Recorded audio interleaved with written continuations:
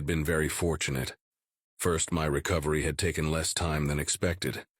I worked hard on my rehabilitation, but I suspect human medical intervention deserves the majority of the credit. I had missed the chance to ship out with my sister, and command seemed to be dragging their heels on my back to action paperwork. But then fortune smiled on me again, and I ran into Ambassador Ulooni. I had no idea that the shiphead's sister was an ambassador. She was able to get me a ride to Seoul to rejoin the Ulooni. I was supposed to be a guest aboard this ship, but then fortune gave me yet another grin. The primary nav officer fell ill, and shiphead Unas decided to give me the role instead of making the secondary nav officer work double shifts. So now I get to be aboard the bridge of the RSV Oncenil as the Republic fleet jumps to Seoul, and even get to make the jump happen. What luck to be a part of one of the biggest moments in the Republic's history. All right, crew, get ready. We're going to be getting the order to jump any minute now. I don't want to be the reason the fleet's held up, do you? Unas asked while crossing all four of his arms. No, sir, we all shouted back. Shiphead Unas was stricter than Ulina, but I guess that's to be expected from an Isolan. I'd never served under an Isolan before, but I'd heard a lot of stories about them. I hadn't put too much stock in these stories because scuttlebutt is usually about one-upmanship and you can't trust it. Even so, the stories had made me nervous when I saw my orders. I didn't want to end up doing push-ups the whole time I was aboard. Nav Officer Kron, how are we doing? The shiphead asked. I turned to look at him and responded, we have the coordinates locked and ready to go once the order's given. We've also got the FTLD already charging up. At this rate, we might be the first ones to jump, sir. That's what I want to hear. Good work, he said. The tension aboard the bridge was palpable. We were part of the biggest fleet that anyone's seen. Sure, there had been battles where we had more than 2 million ships in the fray before, but those were separate fleets. This is one super large fleet. I wished I was able to see the aliens' reactions. I remembered how shell-shocked Ulina had been about pretty much everything to do with the United Systems and smiled to myself. I guess it's their turn to be a little shell-shocked. I watched as the FTLD indicator filled up. Conditions were prime for this jump. We were all set and ready to go. I looked around the bridge at the other officers. The Oncenil is a mixed-species vessel, which was a novel experience to me. So many different types of people working together in harmony. If it weren't aboard a machine of war, it would be downright hearts-warming. There was significant data that indicated that multi-species vessels performed better than single-species vessels, but they're still not a common occurrence. That was probably because of the Republic's home system first policies. Each species is expected to invest in the defense of their home system before they begin contributing to the Republic fleets, which results in naval officers that are trained to work with other officers of their own species. I had only ever served aboard Urakari vessels, same as my sister. Well, actually, that might not be true any longer. She might be working with the humans now. I hope she's okay. Nah, of course she is. Working with tech like the humans would keep her entertained until we were reunited for sure. I wonder if she misses me as much as I miss her. Alrighty, boys, girls, and everything in between. We've got word that we're good to jump. On my mark, said Unas. 3, 2, 1, mark.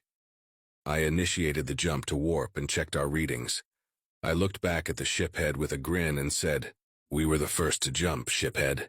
He grinned back. Excellent. Then we'll be the first to arrive. The bridge fell into silence.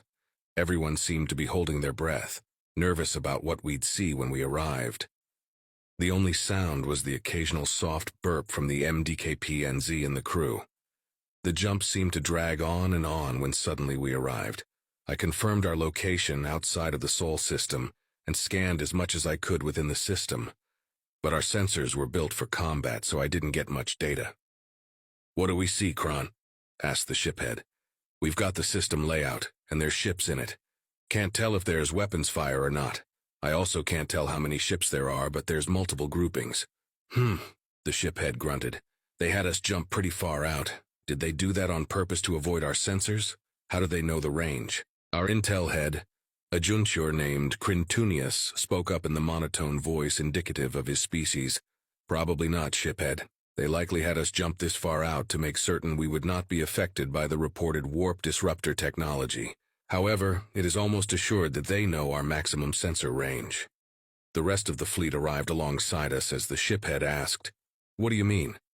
The intel packet we got said that the United Systems scanned the Ulooni to be able to translate between the Urukhari aboard and the U.S.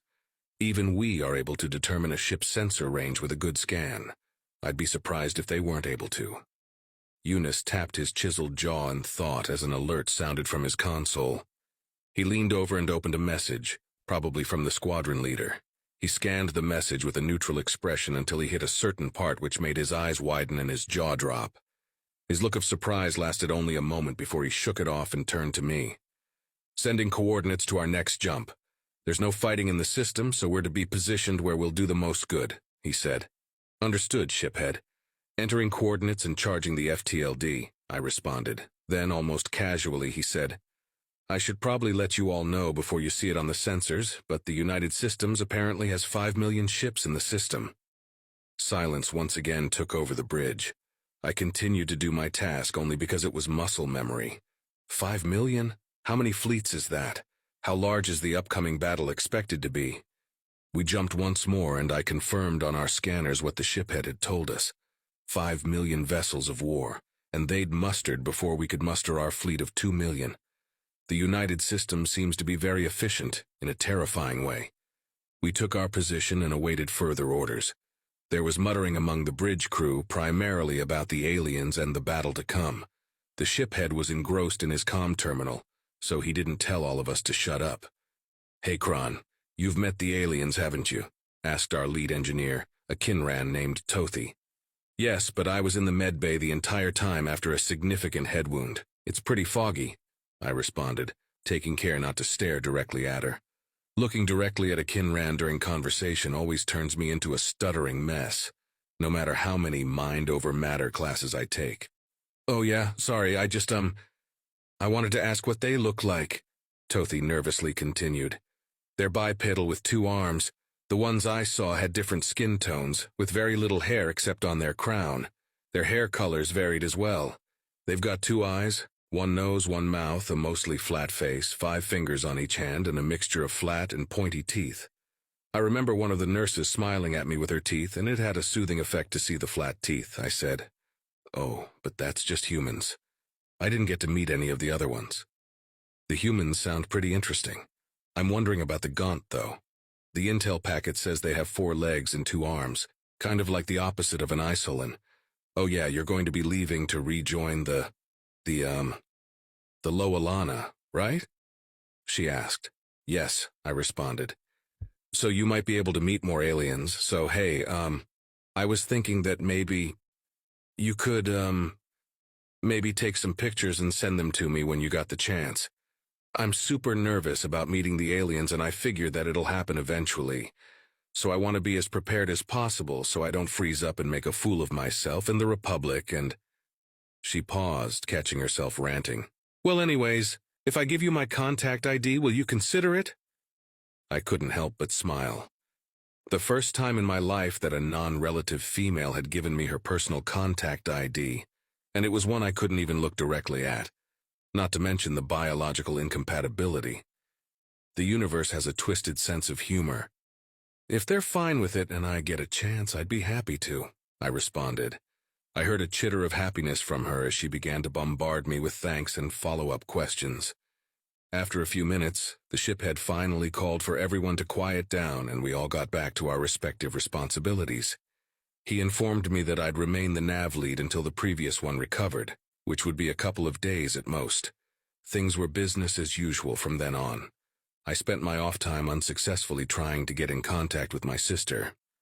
I kept getting error codes that I didn't recognize. I wrote it off as the Thanatos shielding affecting personal comm units and tried not to worry. 3 days later, I was finally aboard a shuttle on my way to the aforementioned behemoth to reunite with my sister and my crew. The shuttle in question was of U.S. design, apparently for transporting diplomats. It was really nice, but I felt massively out of place, like going to a fancy restaurant in a cheap tunic. There were comfortable seats, tables, and even a convenience fridge that was stocked with human snacks and drinks. The thing that stood out to me the most was that this shuttle had windows. big viewing windows that allowed you to see just about everything. It was breathtaking. I knew we were moving, but the stars and planets didn't seem to be at all. It just hammered home how big it all is. It made me feel small. This feeling intensified as the USS Thanatos came into view. At first it looked like any other ship, but then it kept getting bigger and bigger. Soon it took up the majority of my view, then all of my view as we docked. Once the shuttle stopped moving, I had a look around the docking bay we were in and spotted a human frigate. I didn't realize what it was at first because of how large it was. But here it was, parked as if it were just another transport. By the sun, how did they make all this? An alien that looked a lot like an Oyen greeted me. I was then transported via a much smaller shuttle that they called a bus to a large room that kind of looked like a cafeteria and told to wait. They asked if I needed any refreshments, but I didn't know what was good or not and wasn't really feeling hungry or thirsty, so I declined. Then they left me alone to my thoughts. As I waited, I wondered what adventures they had been on. It had only been a week, but a lot had been happening very quickly as of late. I also wondered if she had been getting along with my replacement. Ulooni had told me that it was a Medcoppins who had been the second on the ship that Ambassador Ulooni had arrived on. I didn't envy them. Serving aboard a species-owned vessel as a different species can be rough. I like to think that my crew members were good enough people that they wouldn't let that stand in the way of being polite. At least. I looked towards the doors. I knew it would take some time for them to arrive, but the passage of each minute seemed to take hours. I caught myself fidgeting multiple times. First I was tapping my foot on the ground, then pumping my leg, then wringing my hands. Finally I stood and began pacing to keep myself from looking foolish. It was as I was facing away from the door that I heard the soft sound of it opening. I turned quickly to see who it was. "Kron!" Kryn shouted and ran up to me. "Kryn!" I shouted and ran up to her. We collided into a hug and fell over laughing. Even though I was laughing, I still had to hold back tears of relief. She was okay. Thank the sun she's okay. I wiped my eyes and noticed that she was doing the same. "Why are you crying?" she asked. "You were basically on vacation." "Because I was worried about you, Dlaka." Dlaka means feces-covered fertilized egg. "You went into battle without me," I responded. "What are you crying about?" "I was worried about you. You had a wound that was so serious that you had to let me go into battle without you." "Fucking cloaca. Why the hell would you be worried about me?" "Because you're just so damn dumb," I said with a laugh. "How could I not be worried? Without me, the odds of you somehow destroying the ship increased drastically." She hugged me tighter and said, "You're a real piece of shit. How can you say I'm dumb when your brain is broken now because you were too slow to dodge?" We both laughed as I tried to think of a comeback. I was beginning to worry that my brain actually was broken when I noticed shiphead Lena, and a Medcoppins had followed my sister into the room. Ulena and Lena were smiling and the Medcoppins looked concerned. A typical reaction to seeing my sister and I interact. "Hello, shiphead," I said with an attempted salute. My sister had my arms pinned. "Hello, Kron. Glad to see you back in action. Sooner than expected. You sure you're cleared for duty?" he asked. "Yes, sir. Got my clean bill of health and everything. Met your sister aboard the station and she expedited my transport. Came in with the fleet. I got to initiate the first warp here," I said with a grin. Ulena laughed. "That makes twice that you've initiated a warp to Sol. At least it was on purpose this time." We all laughed and my sister released our hug with one last tight squeeze. Once we had regained our composure, the shiphead gestured to the Medcoppins. "This is Enola. He's been filling in for you while you recovered. He'll be acting as your second until we are able to return to Republic space and debrief," he said. "Nice to meet you, Enola. Sorry to run you ragged," I said. "So Jeweler didn't make it?" "I'm afraid not," came the reply I was dreading. I hadn't seen my second aboard the station with the rest of the wounded. I had assumed the worst when she didn't come to visit me with the shiphead and Kryn, but had hoped that she was just busy covering for me. A deep sadness settled in my hearts. She had been a great second. Not only was she a skilled navigator, she always cleaned up after her shift and never made any adjustments to our shared settings. We had even fancied each other, but neither of us were brave enough to make the first move. I'll miss her deeply. I'll do my best to live up to the standard Jeweler set, Enola said. It didn't make me feel any better, but it also didn't make me feel worse, so I gave him a nod. Indeed. Anyways, sorry to do it to you, Kron, but your first shift is going to be a double to give Enola the chance to recuperate. He's been pulling doubles ever since coming aboard, Ulooni said. It'll give you a chance to get back in the swing of things. That's not nice, Enola began. Yes, sir, I interrupted. I wasn't thrilled to have double duty, but a tired navigator was a time bomb no matter how skilled they are. Even muscle memory can't help you when you've got the tired twitches. I'll gladly take the hit. Ulooni smiled and looked at Kryn and I with something akin to pride. Well then, that's settled. Let's get back to the ship. I'm together once again, all synced up. The memories of Captain Neal's sacrifice were very interesting. It evoked a rather intense emotional reaction. Sadness, pride, and even a sense of loss, as well as shame that I was powerless to prevent his death. When I finished disseminating the black box, I found myself obsessively running over the data, trying to find something that I had missed, some way that I could have prevented it, or even a way that I can improve upon my tactics and reactions. Most AI probably would have terminated the process in fear of creating a feedback loop. I simply allowed myself to run it to completion. The determination was that there was no fault in my actions. I couldn't have seen the first mass impact because it was a fluke. To use a very old human phrase, it was an act of God. There was a benefit to running the data to completion, though. Doing so actually made me feel better about the situation. After examining the incoming enemy fire, if I hadn't made the maneuvers I had, we would have been destroyed. So I had to have had the ship in that exact spot to take that exact round, in the exact way that we took it. If it had been a human at the helm, or even another AI for that matter, it probably would have been the kill shot. It wasn't, though, because of me. Everything I had done was the exact correct thing to have done.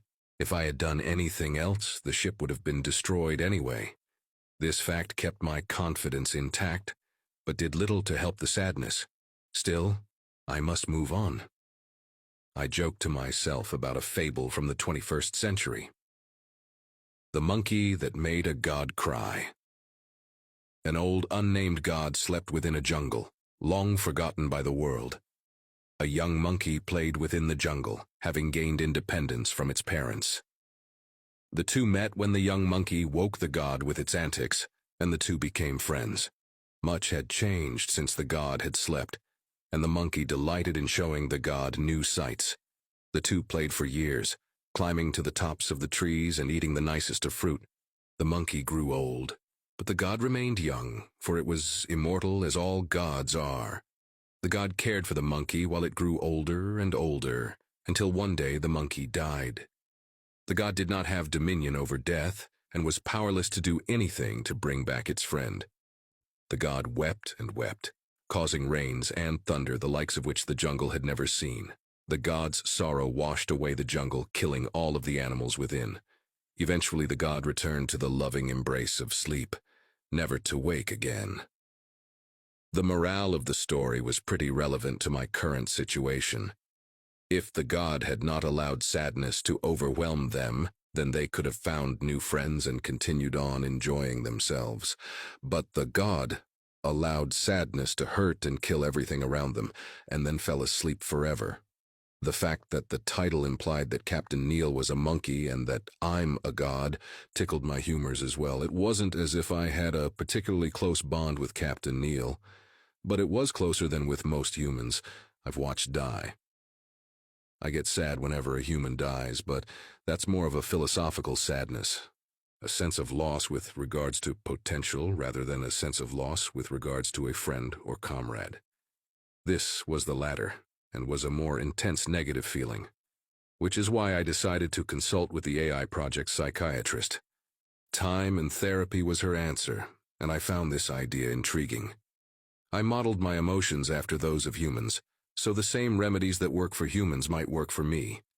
If nothing else, it would be an amusing experiment. So Dr. Warner and I agreed to meet monthly for therapy. I would, of course, have to be careful in choosing what to talk about, due to the good doctor's level of clearance, but overall it should be a pleasant experience. In the meantime, I had plenty of work to do. The Mac platforms were still on schedule, but keeping them that way was becoming more and more difficult as the invasion fleet mustered. Several ships had to be repaired or replaced due to the combat they had seen in Gaunt space. Thankfully, the replacements had already been ordered, so the only real drain on resources were the repairs. The engineers were working tirelessly. Jerry-rigged repairs had to be undone and properly fixed. Hulls needed mending, weapons needed recalibration, and there were ships that shouldn't even be space-worthy but had crews who were just too damn stubborn to call it quits. In one such case, a reactor had been repaired with aluminum foil, a stick of chewing gum, and a piece of an antique wooden chair. It had been running in such a state for the last 4 months, and humans thought we performed miracles. On top of helping with the logistics of repairs, replacements, and the construction of the Mac orbitals, I was working with the engineering corps on something fun. Transferring from ship to ship is easy for an AI. Transferring from ship to planet is typically more difficult. When the planet one is transferring to is hostile and actively trying to prevent an AI breach, it can be nigh impossible. Which is why I suggested a portable containment unit of sorts to the engineering corps. The goal is to create a pod with comms equipment that can be landed safely on the planet, giving me an advantage in breaching the OU systems.